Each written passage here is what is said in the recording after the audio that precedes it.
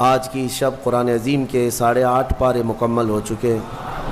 اللہ عز و جل مکمل قرآن عظیم کو صحیح تجوید سے پڑھنے اور آپ سب کو سماعت کرنے کی توفیق عطا فرمائے۔ سورہ اعراف آج تلاوت ہوئی ہے اور سورہ انعام کا کچھ حصہ۔ 8ویں پارے میں جو خاص سورہ اعراف میں ذکر آیا ہے وہ انسان کی تخلیق کا ذکر، یعنی سب سے پہلے اللہ تبارک و تعالیٰ نے انسان کو جو بنایا، یعنی سیدنا آدم علیہ السلام کو اللہ تبارک و تعالیٰ نے فرمایا قرآن میں وَلَقَدْ خَلَقْنَاكُمْ ثُمَّ صَوَّرْنَاكُمْ، ہم نے تمہیں پیدا کیا اور پھر اچھی صورت بھی دی۔ بلکہ قرآن میں مولا فرماتا ہے ثُمَّ قُلْنَا لِلْمَلَائِكَةِ اسْجُدُوا لِآدَمَ، پھر ہم نے فرشتوں سے کہا کہ تم آدم کو سجدہ کرو۔ یہ تخلیق کی جو ابتدا ہے، اس کے متعلق جو روایات ملتی ہیں تفاسیر میں، چند باتیں میں عرض کرتا ہوں۔ آدم علیہ الصلاۃ والتسلیم کو جب پیدا کرنا اللہ تبارک و تعالیٰ نے ارادہ فرمایا تو فرشتوں سے فرمایا، فرشتوں سے یوں کہا کہ میں زمین میں اپنا ایک نائب بنانا چاہتا ہوں، اپنا خلیفہ۔ اب اندازہ کریں، انسان کو اللہ نے اپنا خلیفہ فرمایا۔ نائب کس بات کا؟ خلیفہ کیا ہوتا ہے؟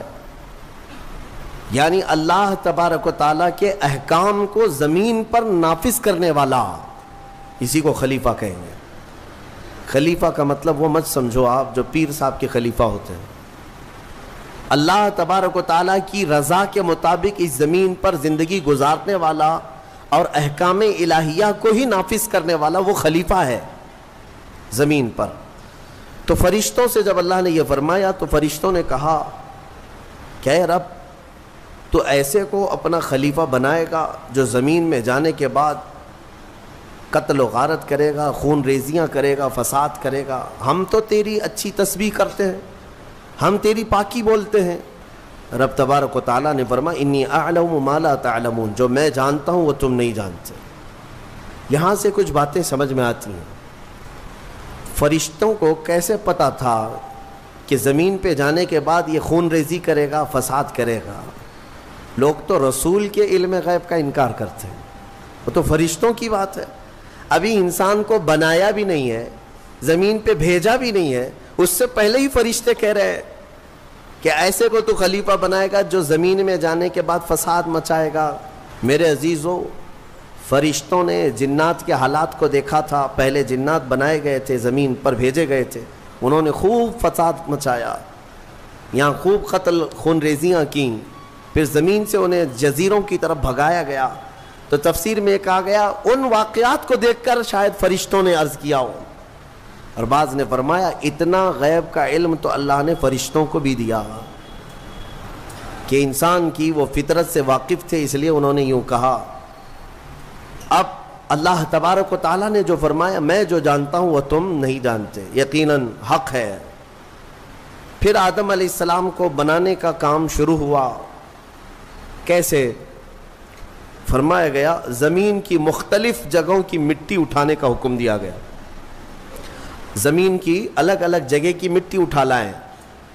کئی روایات ہیں اس میں، جبرائیل علیہ السلام آئے، زمین کی الگ الگ جگہ سے مٹی وہ جمع کر رہے تھے، تو زمین نے بھی رونا شروع کیا کہ مجھ سے مٹی لے جا رہا ہوں، اس سے انسان بنایا جائے گا، پھر یہ واپس آئے گا میرے ہی اوپر فساد کرے گا، خون ریزیاں کرے گا۔ پتہ چلا زمین کو بھی معلوم ہے، زمین کو بھی معلوم ہے بعد میں ہونے والی چیزیں۔ تو جب زمین نے رونا دھونا کیا تو یہ روایات بعض تفاسیر میں ہیں، میں صرف آپ کو اس کی صحت اور ضعف پر کلام نہیں کر رہا ہوں، عرض کر رہا ہوں۔ جبرائیل علیہ السلام واپس رب تعالیٰ کی بارگاہ میں آئے، عرض کیا کہ مجھے زمین پر بڑا ترس آیا، زمین پر بڑا رحم آیا، وہ مٹی چھوڑ آئے۔ اسی طرح کئی فرشتے آئے، میکائیل علیہ السلام، اسرافیل علیہ السلام، زمین کا وہی رونا دھونا تھا۔ پھر اسرائیل علیہ السلام آئے، جب زمین نے ان سے یہ کہا کہ کیوں اٹھا لے جاتے ہو، تو انہوں نے زمین کے رونے دھونے کا کچھ خیال نہیں کیا، وہ جگہ جگہ سے مٹی اٹھا لیا اور رب کی بارگاہ میں لے کر پہنچ گئے۔ مٹی لائی گئی مختلف جگہوں کی، اب اسے گوندھا گیا، مٹی کو گوندھا گیا۔ وہ پانی کیا تھا وہ اللہ بہتر جانے، جنتی پانی تھا۔ مٹی کو جب گوندھا گیا، یہ پورا پروسیس قرآن میں بیان کیا گیا ہے اور بعض احادیث میں بھی ہے۔ گوندھ کر کے جب اس کو تیار کیا گیا، پورا ایک پتلا، ایک شکل بن گئی، ایک شکل بن گئی، تو اب اسے سکھایا گیا۔ قرآن میں یہ بھی فرماتا ہے رب تعالیٰ وَلَقَدْ خَلَقْنَا الْإِنسَانَ مِنْ صَلْصَالٍ كَالْفَخَّارِ، یعنی بجتی ہوئی مٹی جو ہوتی ہے نا، مٹکا جیسے ٹک ٹک آواز آئے، بجتی ہوئی مٹی سے ہم نے انسان کو بنایا۔ جب پورا پتلا تیار ہوا، پھر اس پر بارش برسائی گئی، اس پر 40 دن تک بارش برسائی گئی مضبوط کرنے کے لیے۔ اب اس پتلے پر جو بارش برسی، اس کے بارے میں بزرگوں نے فرمایا 40 دن کی بارش میں 39 دن تک غم کی بارش ہوئی، 1 دن خوشی کی بارش ہوئی۔ اس لیے انسان کی زندگی میں غم زیادہ ہیں، خوشیاں کم ہیں۔ تو یہ 40 دن کی بارش کے بعد اب جب اس پوری شکل کو اللہ تبارک و تعالیٰ نے ترتیب دیا، ہاں ایک بات یہ بھی میں بتا دوں، اللہ تبارک و تعالیٰ قادر مطلق مسبب الاسباب، جب وہ دنیا کی تخلیق پر آئے تو کن کہے تو سب ہو جائے، کن فیکون۔ قرآن میں وہ رب تعالیٰ فرماتا ہے ہو جا تو سب ہو جاتے ہیں، ہو جا۔ زمین کو اس نے کہا ہو جا تو زمین بچھ گئی، ایسا نہیں کہ الگ الگ بیڈ ڈالا گیا ہو کہیں سے۔ رب تبارک و تعالیٰ وہ قادر مطلق ہے، کن سے ساری چیزوں کو وجود میں لے آئے۔ لیکن انسان کو جو بنایا گیا، یہاں پر بھی ہو سکتا ہے کہہ دیا جائے ہو جا تو ہو جاتا، تیار ہو جاتا، لیکن باضابطہ ایک پروسیس سے اسے گزارا گیا ہے، یہ اس کی شان کے لیے۔ اچھا یہ تو مجھے نہیں معلوم، ہاتھ بنائے گئے، پیر بنائے گئے، پیٹ بنایا گیا، گردن بنائی گئی، سب کچھ تو شکل دی گئی ہے نا، فرشتوں کے ذریعے سے دی گئی ہے۔ لیکن فرمایا گیا انسان کے چہرے کو اللہ نے اپنے دست قدرت سے بنایا، اسی لیے چہرے کو عیب مت لگاؤ کسی، یہ اللہ کی تخلیق ہے، اللہ کی تخلیق ہے۔ تم گالیاں دینے میں ایسے ہی کہہ دیتے ہو کہ ٹیڑھے چہرے والا، ہاں نکٹا، کنکٹا، یہ سب الفاظ ایسے ہیں جو اللہ کی تخلیق کو تم گالی دے رہے ہو۔ چہرے کو عیب لگانا اللہ کو ہرگز پسند نہیں، اللہ کی تخلیق ہے۔ اور یہ مختلف جو رنگوں کے لوگ پیدا ہوئے، یہ مٹی کی وجہ سے ہے۔ زمین کی مٹی کہیں کی لال ہے، کہیں کی کالی ہے، کہیں کی پیلی ہے، کہیں کی سفید ہے۔ تو جس کے خمیر میں یعنی جس طرح کی مٹی زیادہ اثر کر گئی، وہ رنگ وہ لے کر کے آتا ہے۔ انسانوں میں بھی کچھ کالے ہیں، کچھ گورے ہیں، کچھ لال ہیں، کچھ سانولے ہیں، الگ الگ شکلیں ہیں، اور الگ الگ یہ رنگ جو ہیں یہ مٹی کی وجہ سے ہے۔ مٹی کی خاصیت جس پر جیسی ہوگی اس طرح کا وہ رنگ لے آئے گا۔ ہاں اسی لیے اس پر صبر بھی کر لے جاؤ جو رنگ تمہارے پاس ہے، کہ یہ ہماری خمیر میں ہے، اس بات پر راضی ہو جاؤ کہ میرے مولا کی تخلیق ہے یہ، اور اس نے جیسا پسند کیا ویسے مجھے بنایا، بس اس بات پر صبر آ جائے گا۔ کوئی بھی اپنا چہرہ آئینے میں دیکھے تو دعا بھی میرے آقا نے کیا سکھائی پتہ ہے؟ دعا بھی چاہے کالے آدمی ہو، گورے آدمی ہو، کسی بھی طرح کے ہو، ایک ہی دعا حضور نے تعلیم دی، ایک ہی دعا۔ آئینہ دیکھو تو یہ دعا پڑھو، اللہم حسنت خلقی فحسن خلقی، اے اللہ تو نے میرا چہرہ کتنا اچھا بنایا ہے، مولا اسی طرح میرے اخلاق بھی اچھے بنا تھے۔ یہ دعا حضور نے فرمائی۔ تو کیا کالا آدمی یہ دیکھ کر کے دعا نہیں کرے گا؟ سانولا نہیں دعا کرے گا؟ ہر آدمی یہی دعا کرے گا کہ اے اللہ تو نے میرا چہرہ کتنا اچھا بنایا، کتنا اچھا بنایا۔ ہاں دعا یہی کیا کرو کہ اللہ نے سب کے چہرے اچھے بنائے، تمہیں اندازہ نہیں ہے۔ اور چہرے کو عیب لگانا اتنا گناہ ہے۔ میں آپ کو بتاؤں، آپ کی کیفیت جو ہے نا، آپ کی کیفیت، آپ اتنے خوبصورت ہیں، اتنے خوبصورت ہیں جس کا آپ کو خود کو اندازہ نہیں ہے۔ خلیفہ ہارون رشید نے اپنی بیوی سے ایک دن رات میں 14ویں کا چاند چمک رہا تھا، باہر یہ لوگ رات میں سوئے ہوئے تھے، بادشاہوں کو ایسی کبھی نہ کبھی شرارت سوچتی ہے، کہہ دیا کہ بیگم اگر تو یہ 14ویں کے چاند سے زیادہ خوبصورت نہیں نکلی تو تجھے طلاق. اگر بیوی اس سے زیادہ خوبصورت نہیں نکلی تو تجھے طلاق. آپ یہ جملہ نہ کہیں. وہ خلیفہ تھا, وہ بادشاہ تھا, اس نے کہا. اب طلاق کا لفظ یہ معمولی نہیں, یہ گالی نہیں ہے, یہ گولی ہے. ہاں, بعض لوگ یہ سمجھتے ہیں گالی دینے کے لیے بیوی کو طلاق کہا ہے. میاں گالی نہیں ہے, یہ رشتے ختم ہو جاتے ہیں. دوسرے دن یہ مسئلہ اٹھا, ملکہ نے, بیگم نے مسئلہ رکھا کہ آخر میری طلاق ہوئی یا پھر میں نکاح میں ہوں. یہ کیسے پتا چلے گا کہ میں چاند سے زیادہ خوبصورت ہوں کہ نہیں؟ یہ کون بتائے گا؟ تو بہت سارے علماء اس بحث میں مشغول ہو گئے. سبوں کو عاجزی آ گئی. بڑے فقیہ تھے اس زمانے میں, ایک بہت بڑے فقیہ. ان کے پاس جب یہ مسئلہ پہنچا, غالباً امام شافعی رحمۃ اللہ, تو ان کے پاس یہ مسئلہ پہنچا. انہوں نے پوچھا کہ کیا مسئلہ ہے؟ کہا کہ ایسے ایسے خلیفہ ہارون رشید نے کہا ہے.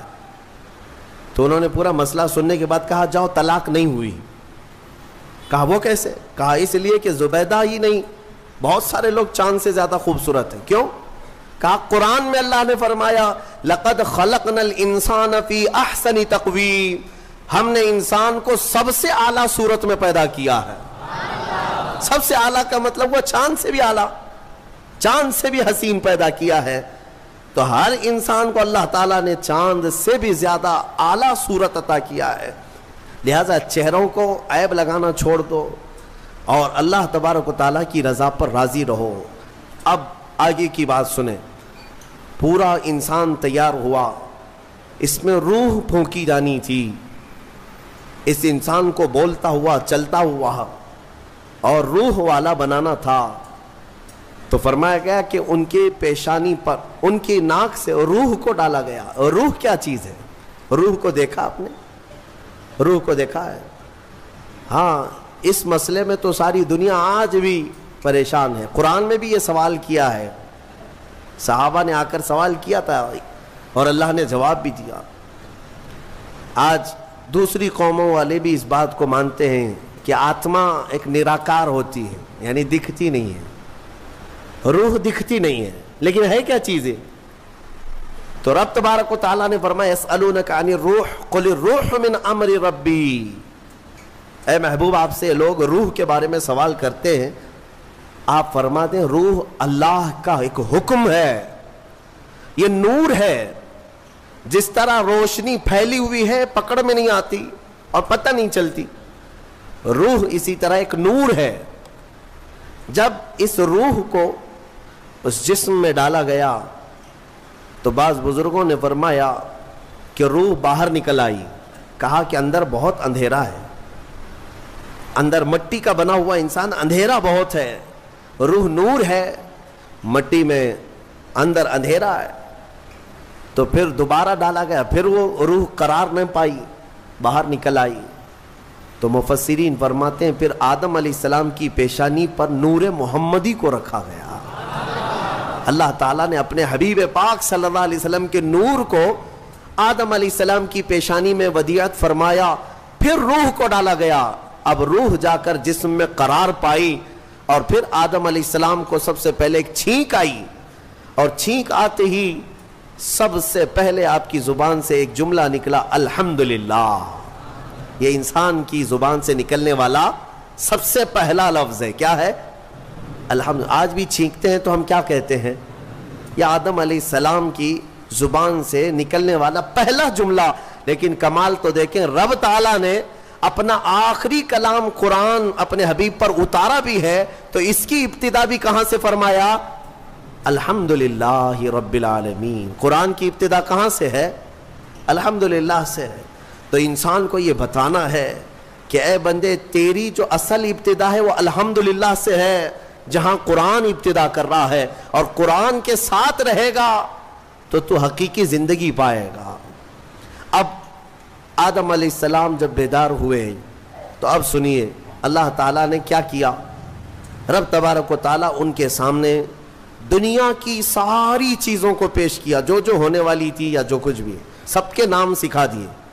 وعلم آدم الاسماء کلہا، سب چیزوں کے نام آدم علیہ السلام کو سکھا دیے، درخت، پودا، پھل پھول، زمین آسمان، چاند تارے، سمندر، مچھلیاں، جنات، انسان، ہر ایک چیز کا نام، جو بھی دنیا میں چیزیں ہیں سب کے نام۔ اب مسئلہ یہ تھا کہ فرشتے جو پوچھ رہے تھے نا ایسے کو کیوں خلیفہ بنائے گا، اب فرشتوں کو اللہ نے بلایا، آؤ، پھر یہ دنیا کی چیزوں کو فرشتوں کے سامنے پیش کیا گیا، بتاؤ اس کا نام کیا ہے، اس کا نام کیا ہے۔ نئی نئی چیزیں فرشتوں کے سامنے پیش کی گئیں تو فرشتے کہنے لگے قالوا لا علم لنا الا ما علمتنا، مولا ہم کو تو اتنا ہی معلوم جتنا تو نے سکھایا، یہ سب چیزوں کا تو علم نہیں ہے، ہمیں پتہ نہیں ہے۔ تو پھر آدم علیہ السلام سے کہا گیا آدم تم بتاؤ، انبئہم باسمائہم، آدم ان کو یہ سب چیزوں کے نام بتاؤ۔ آدم علیہ السلام نے ناموں کی ابتدا جو کی، حدیث میں ہے، موجود ہے تفسیر میں، ساری دنیا کی چیزوں کے نام آدم علیہ السلام نے فرشتوں کے سامنے بتا دیے۔ جب ساری چیزوں کے نام بتا دیے تب فرشتوں کو حکم ہوا اب آدم کو سجدہ کرو۔ آدم علیہ السلام کے سامنے سارے فرشتے جھک گئے، سجدے میں چلے گئے۔ لیکن ایک بات بتا دوں، یہ سجدہ تعظیم کا تھا، عبادت کا نہیں۔ عبادت کا سجدہ کس کے لیے ہے؟ صرف اللہ کے لیے۔ سنی جانتے ہیں الحمدللہ اللہ کے علاوہ کسی کو سجدہ جائز ہے؟ نہیں جائز، صرف سجدہ اللہ کا ہے۔ لیکن آدم علیہ السلام کو جو سجدہ کرایا گیا تھا وہ تعظیم کا سجدہ تھا۔ اب حکم جو ہوا ہے وہی قرآن میں آج ہم نے پڑھا ہے۔ اللہ نے فرمایا سب کے سب سجدہ کرو، سب سجدے میں چلے گئے۔ پتہ ہے ایک تھا ابلیس جو غرور کی وجہ سے سجدہ نہیں کیا، کھڑا رہا۔ ابلیس کون ہے؟ یہ شیطان جس کا نام عزازیل، یہ کون ہے؟ فرشتوں کو تعلیم دینے کے لیے اس کو مامور کیا گیا تھا، اس کو معلم الملائکہ کہتے ہیں۔ بعضوں نے اس کو فرشتوں میں شمار کیا، لیکن مفسرین کی اکثر رائے یہ ہے کہ وہ جنات میں سے تھا۔ ابلیس کس میں سے تھا؟ جنات میں سے تھا، لیکن فرشتوں کے ساتھ رہتا تھا، اس لیے حکم اسے بھی تھا۔ حالانکہ وہ اللہ کی بہت عبادت کیا ہے، بہت عبادت، اتنی عبادت کیا ہے کہ اس کے سجدے اگر زمین پر پھیلا دیے جائیں تو ایک رائی کے دانے کے برابر بھی جگہ خالی نہیں ہوگی، اتنے سجدے اللہ کے کر چکا، لیکن اس وقت سجدہ نہیں کیا۔ تو رب تعالیٰ نے سوال فرمایا قال ما منعک الا تسجد اذ امرتک، تو سجدہ کیوں نہیں کیا جبکہ میں نے تجھے حکم دیا تھا؟ قال انا خیر منہ، کہنے لگا اے مولا میں اس سے بہتر ہوں، آدم سے میں بہتر ہوں، خلقتنی من نار وخلقتہ من طین، تو نے مجھے آگ سے بنایا ہے اور اسے مٹی سے بنایا ہے۔ آگ بلند رہتی ہے، مٹی نیچے رہتی ہے، بلند آدمی نیچے والے کو سجدہ کیسے کرے؟ ہاں یہی غرور ہے۔ اب اس سے پتا چلا کہ کائنات کا سب سے پہلا گناہ وہ تکبر ہے، غرور، گھمنڈ، میں پن، کہ میں یہ ہوں اس کے سامنے کیوں جھکوں۔ یہ ابلیس کی یہیں سے خصلت شروع ہوئی۔ اللہ تعالیٰ نے فرمایا تو نے آدم کو دیکھا لیکن یہ نہیں دیکھا کہ حکم میرا تھا، حکم اللہ کا تھا، فاخرج منہا فإنک رجیم، آج سے تو ہمارے دربار سے نکل جا اس لیے کہ تو مردود ہو گیا۔ تو ابلیس نے کہا اے اللہ تو نے مجھے نکال دیا اپنے دربار سے، فرشتوں کی جماعت سے، انظرنی الی یوم یبعثون، بس مجھے قیامت تک کی مہلت دے دے بس۔ رب تعالیٰ سے ڈائریکٹ چیلنج کر رہا ہے، اللہ سے چیلنج کر رہا ہے، مجھے تو ٹائم دے دے بس۔ کیا کرے گا؟ کہتا ہے قال رب بما اغویتنی لاقعدن لهم صراطک المستقیم، بس تو مجھے ٹائم دے دے، قیامت تک تیرے جتنے بندے آئیں گے میں سیدھے راستے پر بیٹھ جاؤں گا۔ کہتا ہے میں تیرے سیدھے راستے پر بیٹھوں گا، جو بھی اس راستے سے گزرے گا کبھی میں اس کے سامنے سے آؤں گا، کبھی پیچھے سے، کبھی دائیں سے، کبھی بائیں سے، کسی نہ کسی طرح اس کو اس راستے سے میں ہٹا دوں گا۔ اے رب تیرے بندوں میں تو شکر کرنے والے نہیں پائے گا۔ اللہ کو یہ چیلنج کر رہا ہے۔ دوسری آیتوں میں یہ تک کہا اس نے قال فبعزتک لأغوینہم اجمعین، تیری عزت کی قسم اے اللہ. عزت اس کو بھی معلوم ہے اللہ تعالی، اور قسم بھی اللہ کی عزت کی کھا کر کہہ رہا تیری عزت کی قسم میں تیرے سارے بندوں کو گمراہ کروں گا، سارے بندوں کو گمراہ کروں گا. رب تعالیٰ سے چیلنج کیا. رب نے فرمایا قال انک من المنظرین، جا تجھے ٹائم دیا جاتا ہے، مہلت ہے تجھے، جتنا ٹائم چاہیے پورا لے لے. ٹائم ہی نہیں، طاقت بھی دے دی گئی، قوت بھی دے دی گئی. دنیا میں جتنی تیزی سے ایک جگہ سے دوسری جگہ جانا ہے سب تجھے دے دیا گیا، جا بہکا لے. کتنوں کو بہکاتا ہے. ان عبادی لیس لک علیہم سلطان، اللہ فرماتا ہے تو پوری کوشش کر لے، میرے کچھ بندے ایسے ہوں گے جن پر تیرا داؤ نہیں چلے گا، نہیں چلے گا، تیرا داؤ نہیں چلے گا. رب تعالیٰ نے بھی فرمایا تو پوری کوشش کر لے لیکن تیرا داؤ میرے کچھ بندوں پر نہیں چلے گا. وہ کون سے بندے ہیں؟ ان بندوں کے بارے میں ابلیس بھی مان گیا، شیطان بھی مانا، کہنے لگا ہاں ہاں ہے تیرے کچھ بندے. وہ کون ہیں؟ الا عبادک منہم المخلصین، یہ وہ بندے، ہاں مولا تیرے کچھ بندے ایسے ہوں گے جن پر میرا داؤ نہیں چلے گا. وہ کون ہے؟ وہ بندوں کی جماعت کو مخلصین کی جماعت کہا جاتا ہے کہ وہ اگر عبادت کرتے ہیں تو نہ ادھر دیکھتے نہ ادھر دیکھتے ہیں، وہ خالص تیری رضا کے لیے کرتے ہیں. تو جو لوگ دنیا میں صرف اور صرف اللہ کی رضا کے لیے نیک کام کرتے ہیں، یقین کے ساتھ میں کہتا ہوں ان پر شیطان کا داؤ بھی نہیں چلے گا. یہاں پر ایک روایت ملتی ہے قیامت کے دن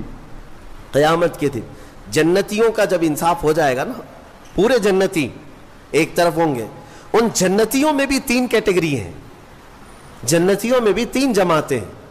ایک جماعت اللہ نے ان سے فرمایا کہ اے بندو تمہاری بخشش ہو گئی، تمہارے لیے جنت کا پروانہ ملا، تم جنت جا رہے ہو، یہ بتاؤ تم جنتی عمل کیوں کرتے تھے دنیا میں، تم نیک کام کیوں کرتے تھے؟ آج جنت تمہارے لیے ہو گئی نا، پاس ہو گئے. پاس ہونے کے بعد پوچھا جا رہا ہے تو وہ جماعت کہتی ہے اے مولا ہمیں تیری دوزخ سے بہت ڈر لگتا تھا، بہت ڈر لگتا تھا، اس کے ہولناک عذابات، اور تیری دوزخ سے ڈر کر کے ہم نیک کام کرتے تھے. اللہ فرماتا ہے ٹھیک ہے میں تم سے راضی ہو گیا، تم جنت میں جاؤ. دوسری جماعت، ان سے پوچھا جائے گا تم کیوں کرتے تھے؟ یہ سیکنڈ کیٹیگری ہے جنتیوں کی. تم کیوں نیک کام کرتے تھے؟ تم بھی پاس ہو گئے. وہ کہیں گے مولا قرآن میں اور حدیث میں تیرے رسول سے ہم نے جنت کی اتنی نعمتوں کا ذکر سنا تھا، وہاں کے محلات، وہاں کی خوشبوئیں، وہاں کی حوریں، وہاں کے غلمان، تو شوق تھا کہ جنت میں جائیں، اس لیے نیک کام کرتے تھے. تیری جنت کی خواہش نے ہم سے نیک کام کروائے. رب تعالیٰ فرماتا ہے جاؤ تم سے راضی اور تمہارے لیے جنت ہے، چلے جاؤ. تیسری ایک جماعت ہوگی جنتیوں کی، یہ لاسٹ کیٹیگری ہے. ان سے پوچھا جائے گا میاں آپ بھی پاس ہو گئے، جنت میں جا رہے ہو نیکیوں کی وجہ سے، تم کیوں نیکیاں کرتے تھے؟ وہ کہیں گے کہ مولا ہم نہ جنت کے لیے کرتے تھے نہ دوزخ کے لیے، ہم تو خالص تیری رضا کے لیے کرتے تھے، تو راضی ہو جا، بس ہمارا مقصد اتنا تھا. تو رب تعالیٰ فرمائے گا جاؤ میں تم سے راضی ہو گیا اور جنت میں جاؤ. وہ جماعت کھڑی ہو جائے گی نہیں نہیں نہیں جنت میں نہیں جانا ہے. اگر جنت میں جائیں گے تو پھر بدلہ ہو جائے گا، معاوضے کے طور پر ہو جائے گا. پھر ہم کو اندر جانے کے بعد دوسرے لوگ تانا ماریں گے تم بھی جنت کے لیے کرتے تھے، وہاں بولے کچھ اور ہو، ہم نہیں جائیں گے جنت میں. رب تعالیٰ پھر دوبارہ فرمائے گا کہ اے مومنوں میں تم سب سے راضی ہوں، تم میری رضا کے لیے کر رہے تھے، میں راضی ہوا، جاؤ جنت میں. وہ کہیں گے مولا نہیں جنت میں جائیں گے تو پھر یہ مسئلہ آ جائے گا کہ تم جنت کے لیے کیا کرتے تھے، ہم تو تیری رضا کے لیے کرتے تھے. یہاں تک کہ روایت میں فرمایا گیا فرشتوں کو حکم ہوگا کہ ان کو بیڑیاں پہنا اور کھینچ کے جنت میں لے جاؤ. یہ مخلصین کی جماعت تھی، یہ لالچ میں عبادت نہیں کیے اور نہ ہی ڈر کر کے کیے، یہ خالص اللہ کی رضا کے لیے. اور اسی جماعت کے بارے میں شیطان بھی کہتا ہے ان پر میرا داؤ نہیں چل سکے گا، ان پر میرا حربہ نہیں چل سکے گا. اس لیے میں مومنوں سے گزارش یہ کرتا ہوں کہ اعمال میں اخلاص پیدا کرو. اخلاص صرف اور صرف اللہ کے لیے، نہ کسی کو ڈر کر، نہ کسی کے لیے عبادتیں نہیں، اللہ کے لیے. تم اپنی آخرت کو سوچو. میں ایک بزرگ کے متعلق پڑھا تھا، 30 سال تک انہوں نے پہلی صف میں نماز ادا کی جماعت کے ساتھ، ایک نماز بھی نہیں چھوٹی، تکبیر اولیٰ بھی نہیں چھوٹی، 30 سال تک. 30 سال کے بعد ایک دن مغرب میں آئے تو ایک رکعت ہو گئی. 30 سال کے بعد ایسا موقع آیا، پیچھے رہ گئے. تو پھر جب آئے دیکھا کہ صفیں تو لگ گئی ہیں، پیچھے جگہ مل رہی تھی، تو انہوں نے شرم کے مارے، ڈر کے مارے، سب لوگ کیا کہیں گے، ابھی 30 سال سے جس کی جگہ پکی ہے آج تو ہے نہیں، چھوٹ گیا پیچھے. تو پیچھے سے ہی گھر چلے گئے. گھر میں جا کر نماز پڑھ لیا. عشاء میں اس ڈر سے نہیں آئے کہ سب لوگ سوال کریں گے مغرب میں کہاں تھے. تو اس زمانے میں ایک بڑے بزرگ تھے، انہوں نے پوچھ لیا کہ فلاں صاحب جو رہتے تھے پہلی صف میں، جن کا ریکارڈ تھا 30 سال کا، وہ کہاں ہیں؟ کہا کہ حضور پتہ نہیں، مغرب میں بھی نہیں آئے، عشاء میں بھی نہیں آئے. کہا کہ چلو دیکھ لیتے ہیں، کہیں بیمار تو نہیں ہو گئے، کچھ تو ہوا نہیں تکلیف. گئے تو گھر میں بیٹھے ہوئے تھے، پوچھا کہ کیا بات ہے، مغرب میں بھی نہیں، عشاء میں بھی نہیں. کہا مغرب میں آیا تھا لیکن ایک رکعت ہو گئی تھی، میں شرم کے مارے پہلی صف میں نہیں آیا، پہلی صف میں جگہ نہیں مل رہی تھی، شرم کے مارے میں پیچھے نہیں کھڑا ہوا کہ لوگ کیا کہیں گے، میں واپس گھر میں آ کر نماز پڑھ لیا. اس بزرگ نے ان سے کہا جو 30 سال کی عبادت کر چکے تھے، کہا کہ اے بندے جا پچھلے 30 سال کی نمازوں کو پھر سے ریپیٹ کر لے، دوہرا لے، اس لیے کہ جو تو نے نمازیں پڑھی وہ صرف اسی نیت سے پڑھی کہ لوگ کیا کہیں گے، لوگ کیا کہیں گے. تجھے اس بات کا خیال نہیں ہے کہ تو عبادت اللہ کے لیے کرتا ہے، جا پچھلے 30 سال کی نمازیں اعادہ کر لے، پھر سے پلٹا لے. عزیزان گرامی، اخلاص ایک بڑی دولت ہے، اللہ تعالیٰ اپنے مخصوص بندوں کو عطا کرتا ہے. بات میں یہاں پر سمیٹتا ہوں کہ ابلیس لعین آدم علیہ السلام کو سجدہ نہ کیا، غرور اور گھمنڈ میں اللہ تبارک و تعالیٰ سے چیلنج کر کے نکلا. اسے اللہ نے ٹائم دیا، وقت دیا قیامت تک کا، اور وہ بہکاتا گھوم رہا ہے ابھی بھی. ہاں بس رمضان میں قید ہوا ہے، رمضان میں شیاطین کو قید کیا گیا، یہ حدیث پاک سے ثابت ہے. ابھی تو ہے نہیں، ہماری محفل میں بھی نہیں ہے، اور ابھی رمضان میں کہیں ہے نہیں. لیکن پھر بھی کچھ لوگ ابھی بھی روزہ چھوڑتے ہیں. یہ کون سے شیطان ہیں؟ نماز میں نہیں آتے، پھر یہ کون ہے؟ ان کو کون سلاتا ہے؟ ان کو کون؟ شیطان کا کوئی خلیفہ ہے؟ شیطان کسی کو اپنی ڈیوٹی دے کر کے گیا ہے؟ یہاں پر نفس امارہ ہے، وہ ہر ایک کے اندر ہے. انشاءاللہ پھر آگے کبھی میں عرض کروں گا، وہ ہر انسان کے پاس ہے. جس نفس نے شیطان کو بھی گمراہ کیا تھا وہ نفس تو ہمارے پاس ہے. نفس ایک بہت ہی خطرناک چیز ہے. اسی سے لڑنے کو میرے آقا نے جہاد اکبر کہا. جو اپنے نفس کے خلاف لڑائی کرے گا وہ جہاد اکبر ہے، بڑا جہاد ہے. تو بہرحال آدم علیہ الصلاۃ والتسلیم کی پیدائش ہوئی اور آپ کو وہاں سے جنت میں رکھا گیا. اب یہاں پر کچھ باتیں مجھے عرض کرنی ہے، وہ یہی ہے کہ آدم علیہ السلام کو جب ساری چیزوں کے نام بتائے گئے اور سب کچھ علم دیا گیا اور پھر جنت میں رکھا گیا. جنت کیسی ہے؟ وہاں کسی چیز کی کمی ہے؟ کوئی چیز کی کمی نہیں، ساری نعمتیں ہیں. لیکن اس کے باوجود آدم علیہ السلام کو کچھ بے قراری تھی. کیوں؟ اس لیے کہ انسان جو ہے تنہا نہیں رہتا، انسان کو کوئی دوسرا انسان چاہیے. انس سے بنا ہے انسان، انس کہتے ہیں محبت کو، اس کے فطرت میں ہے یہ. تو آدم علیہ السلام کو جو یہ بے قراری تھی وہ تنہا ہونے کی. پھر ایک دن اللہ رب العزت نے ان کی بائیں پسلی سے کچھ حصہ نکالا اور اس سے ایک عورت کو بنایا گیا، وہ حضرت حوا تھی. ہاں اتنی بات میں آپ کو بتا دوں، آدم علیہ السلام کی پیدائش وہ کس جگہ ہوئی اللہ بہتر جانے، کوئی تو جگہ ہوگی، لیکن عورت کی پیدائش تو جنت کے اندر ہوئی. کہاں ہوئی ہے؟ جنت کے اندر ہوئی ہے. ہاں جنت میں پیدا ہوئی ہے عورت، یہ اس کا مقام ہے، اور یہ جنتی چیز ہے۔ اللہ تبارک و تعالیٰ نے اس میں جو خوبصورتی رکھی ہے عورت کے اندر، وہ جنت کی کشش ہے۔ جب حضرت آدم علیہ السلام حضرت حوا کو دیکھتے ہیں، آپ کو پتہ ہے حضرت حوا دنیا کی سب سے خوبصورت عورتوں میں سے ایک ہے، سب سے خوبصورت تھی۔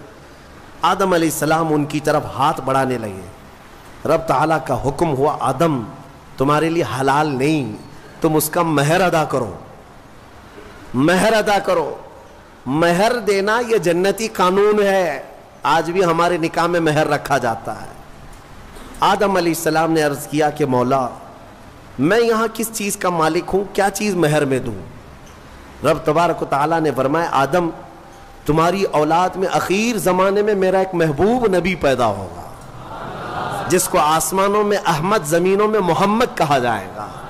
آدم تم اس پر 20 بار درود بھیجو، یہ حوا کا مہر ہو جائے گا۔ شیخ عبدالحق محدث دہلوی رحمۃ اللہ علیہ نے بھی اس کو لکھا ہے، آپ اندازہ کرو ہماری ماں کا مہر درود پاک ہے۔ ہماری ماں ہمارے باپ کے لیے حلال ہوئی تو درود کے صدقے میں حلال ہوئی، اور جس کو درود سے چڑ ہے اسے سوچنا چاہیے کہ حلال ہونے کا طریقہ آدم علیہ السلام کے لیے حضرت حوا درود رکھا گیا۔ درود کے منکر تو کہاں جائے گا، کہ اپنے ماں باپ کے بارے میں شک کرے گا؟ آدم علیہ السلام اس کے بعد حضرت بی بی حوا کو چھوتے ہیں، دونوں مزے سے رہ رہے تھے۔ قرآن میں اللہ فرماتا یا آدم اسکن انت وزوجک الجنت فکلا منہا حیث شئتما۔ رب فرماتا ہے تم اور تمہاری بیوی جنت میں رہو، جو چاہے کھاتے رہو، جہاں سے من کرے کھاؤ، جنت میں گھومتے رہو، پھرتے رہو، ساری چیزیں تمہارے لیے اب حلال ہیں۔ لیکن رب نے فرمایا تھا وَلَا تَقْرَبَ هَذِهِ الشَّجَرَةَ، ایک درخت ہے اس کے قریب مت جانا۔ اللہ کی طرف سے منع تھا، وہ درخت کے قریب جانے کی ممانعت آئی تھی، تو ہوا کیا؟ ابلیس لعین جو بارگاہ سے مردود ہو گیا تھا، اب اس کی ڈیوٹی ہو گئی تھی کہ آدم علیہ السلام کو بہکائیں۔ اس وقت تک وہ فرشتوں میں بھی جاتا آتا تھا، جنت کے دروازے تک بھی پہنچتا تھا۔ روایات یہ بتاتی ہیں کہ ایک دن جنت کے قریب وہ گیا، آدم علیہ السلام اور حضرت حوا کو بلایا، کہا کہ تمہیں پتہ ہے اس درخت کے قریب جانے سے کیوں منع کیا گیا ہے؟ آدم علیہ السلام نے پوچھا کیا بات ہے؟ کہا اس درخت میں ایک پھل ہے، اگر تم کھا لو گے نا الا ان تکونا ملکین او تکونا من الخالدین، تم یا تو فرشتے بن جاؤ گے یا ہمیشہ جنتی بن جاؤ گے۔ ہاں اگر کھا لیے تو ہمیشہ کا ہو جائے گا، پکے ہو جاؤ گے، اس لیے تمہیں روکا گیا ہے۔ آدم علیہ السلام اس کی باتوں میں نہیں آئے، لیکن اندر آنے کے بعد حضرت حوا بار بار کہنے لگیں آدم علیہ السلام سے کہ ایک بار پھل کھا کے تو دیکھتے ہیں، کھا کر کے تو دیکھتے ہیں۔ حضرت آدم علیہ السلام نے منع کیا، رب تبارک و تعالیٰ نے قریب جانے سے منع کیا ہے، وَلَا تَقْرَبَ هَذِهِ الشَّجَرَةَ۔ اب یہاں پر شیطان نے ایک لاجک سکھائی، منطق، ہاں قریب جانے سے منع کیا نا، درخت کا پھل کھانے سے تھوڑی نہ منع کیا۔ تو حضرت بی بی حوا نے پھل توڑ کر کے آدم علیہ السلام کو بھی پیش کیا، خود بھی کھائیں۔ جیسے ہی ان دونوں نے کھائے، قرآن میں اللہ فرماتا ہے دونوں کے کپڑے اتر گئے، لباس اتار لیا گیا، پورا کا پورا لباس اتار لیا گیا۔ جنت کے کچھ درختوں کے پتوں سے انہوں نے اپنا جسم چھپایا، پھر فوراً حکم آیا اللہ کا، قال اہبطوا، اتر جاؤ تم سب کے سب، تم سب اتر جاؤ جنت سے، زمین پر جاؤ، اس لیے کہ اللہ تعالیٰ نے جس چیز سے روکا تھا تم نے وہ کھا لیا۔ آدم علیہ السلام کو بھی اتارا گیا، بی بی حوا کو بھی اتارا گیا، جنت میں اور جنہوں نے ان کا تعاون کیا تھا سب کو اتارا گیا، زمین پر بھیج دیا گیا۔ اور پھر الگ الگ آدم علیہ السلام کو سرندیپ پہاڑ پر جو سری لنکا میں ہے آج، حضرت حوا کو جدہ میں سعودی عرب میں، اتنا لمبا فاصلہ، اور پوری بھری دنیا میں دو ہی لوگ ہیں اور ایک ادھر ایک ادھر۔ رب تبارک و تعالیٰ نے اتارا اور پھر یہ فرمایا ایک مدت تک تم کو زمین میں ٹھہرنا ہے اور پھر میری طرف لوٹ کر کے آنا ہے۔ آدم علیہ السلام اس بات پر روتے رہے، بہت روئے، تقریباً 350 سال روئے۔ سب سے زیادہ رونے والوں میں آدم علیہ السلام کا نام آتا ہے۔ پھر ایک دن ایسا ہوا کہ آدم علیہ السلام نے اللہ تعالیٰ کی بارگاہ میں یوں عرض کیا کہ جب میری آنکھ کھلی تھی، سب سے پہلے حضرت آدم علیہ السلام کی روح ڈالی گئی، آنکھ کھلی تھی تو سب سے پہلے آدم علیہ السلام کی نظر جس چیز پہ پڑی تھی وہ لا الہ الا اللہ محمد الرسول اللہ۔ اللہ تعالیٰ نے اپنے نام کے ساتھ ایک اور نام رکھا تھا۔ آدم علیہ السلام نے اللہ کی بارگاہ میں یوں عرض کیا کہ مولا، جس کا نام تو اپنے نام کے ساتھ آسمانوں میں رکھا، اس کے طفیل میری توبہ قبول فرما۔ فوراً رب تبارک و تعالیٰ نے جبرائیل امین کو بھیجا، جاؤ آدم کی توبہ قبول ہوئی، اس لیے کہ محبوب کا وسیلہ لیا گیا۔ ہاں، اسی لیے ہمارے امام بریلی کے تاجدار فرماتے ہیں، وہ جہنم میں گیا جو ان سے مستغنی ہوا، ہے خلیل اللہ کو حاجت رسول اللہ کی۔ یہ اتنا ہی نہیں میرے عزیزو، تمہیں کیا خبر، قیامت کے دن کے بارے میں بھی اعلیٰ حضرت فرماتے ہیں، خلیل و نجی مسیح و صفی سبھی سے کہیں نہ بنی۔ قیامت کے دن یہ قوم کہاں جائے گی؟ سارے نبیوں کے پاس جائے گی۔ سب کیا کہیں گے؟ میرے علاوہ کسی اور کے پاس جاؤ۔ ہاں، حضور فرمائیں گے آؤ میں تمہاری شفاعت کے لیے ہوں۔ اس کو اعلیٰ حضرت فرماتے ہیں، خلیل و نجی مسیح و صفی سبھی سے کہیں نہ بنی، یہ بے خبری کی خلق پھری کہاں سے کہاں تمہارے لیے۔ حضرت آدم علیہ السلام کی توبہ قبول ہوئی، اس کے بعد آپ کو حکم ہوا حج پہ جانے کا۔ آپ حج کے لیے آئے، کعبہ اس وقت موجود تھا، فرشتوں کا تعمیر کیا ہوا تھا۔ آدم علیہ السلام سفر کر کے گئے حج کے لیے۔ یہاں سے ایک بات میں عرض کرتا ہوں، دنیا کا پہلا حج ہندوستان کی سرزمین سے ہوا۔ آدم علیہ السلام اسی زمین سے گئے، اور ہمارے لیے فخر کی بات یہ ہے کہ یہ ہندوستان ہمارے باپ کی زمین ہے۔ ہاں، آدم علیہ السلام باپ ہے کہ نہیں ہے؟ ہمارے باپ کی زمین ہے۔ الحمدللہ ہم اپنے باپ کی زمین پر قائم ہیں، ہاں، کسی کے باپ کی نہیں ہے۔ اور فخر سے رہو، خوشی سے رہو، اللہ تبارک و تعالیٰ نے زمین پر تمہیں قرار دیا۔ آدم علیہ السلام جب وہاں پہنچے تو عرفات کے میدان میں حضرت حوا سے ملاقات ہوئی۔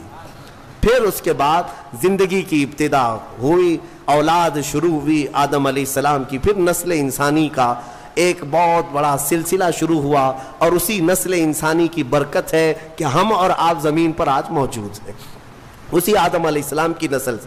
ایک اور بات خاص طور پر عرض کرنا ہے، وہ یہ ہے کہ آدم علیہ السلام کہاں سے اتارے گئے تھے؟ میں نے ابھی آپ کے سامنے عرض کیا، کہاں سے اتارے گئے تھے؟ جنت سے اتارے گئے تھے، جنت سے اتارے گئے، اور جہاں سے آئے ہیں وہیں پر جانا چاہیے۔ اسی لیے کہا گیا انسان کو کہ تیرا اصلی وطن جنت ہے۔ تیرا اصلی وطن کیا ہے؟ جنت ہے۔ بچہ جب ماں کے پیٹ سے پیدا ہو کر کے دنیا میں آتا ہے تو روتا آتا ہے نا، دیکھا ہے نا آپ نے، روتے ہوئے آتا ہے۔ کیوں روتے ہوئے آتا ہے؟ بزرگوں نے فرمایا، خود میرے مرشد گرامی حضور تاج الشریعہ رحمۃ اللہ تعالی تشریف فرماتے تھے کہ بچہ روتا ہوا اس لیے آتا ہے کہ اس کا اصلی وطن چھوٹ گیا۔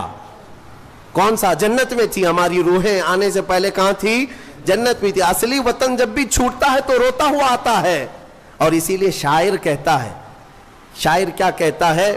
اے انسان تجھے معلوم ہے جب تو پیدا ہوا تھا سب ہنس رہے تھے اور تو رو رہا تھا۔ اے انسان اب زندگی ایسی گزار کر جا کہ جب تیرے جانے کا وقت ہو تو سب رو رہے ہو اور تیرے لبوں پہ مسکراہٹ ہو، تو ہنستا ہوا جا۔ کون ہنستا ہوا جائے گا؟ جسے اپنے وطن پر جانے کا شوق ہو۔ ہاں، اسی لیے جنت کی خواہش بھی رکھو کہ میرا اصلی وطن ہے، اور کام بھی وہی کرو تاکہ مرنے کے وقت لال پیلے نہ ہو، لبوں پر مسکراہٹ ہو۔ اسی لیے بہتوں کو مرتے وقت مسکرانا یہ ہمارے اختیار میں نہیں ہے۔ ہاں، تم چاہو گے تو مسکرا لیں گے۔ ابھی ہم بیٹھے ہیں، ہنسنے کے لیے بولوں گا تو پورا پھاڑ کر کے ہنسیں گے، ہو سکتا ہے ابھی اختیار ہے، لیکن موت کے بستر پر میاں کسی کے اختیار میں نہیں۔ ہاں، بس وہی ہنسے گا جو زندگی بھر جنت میں جانے کی تیاری کرتا تھا اور مولا اسے موت سے پہلے جنت دکھا رہا ہو اور وہ ہنس رہا ہو، بس وہی ہنسے گا، باقی کسی کے کنٹرول میں نہیں ہے۔ ہمارے باپ آدم علیہ السلام जन्नत से आए थे और फिर वो वापस जन्नत में ही जाएंगे।